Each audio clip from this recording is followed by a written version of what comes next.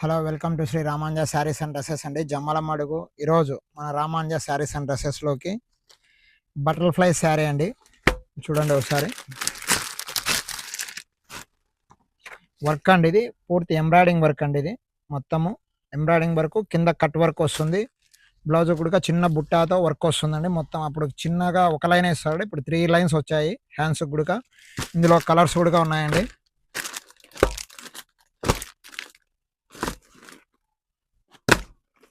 ఈ 6 కలర్స్ అండి. అలాగే లెనిన్ శారీస్ అండి.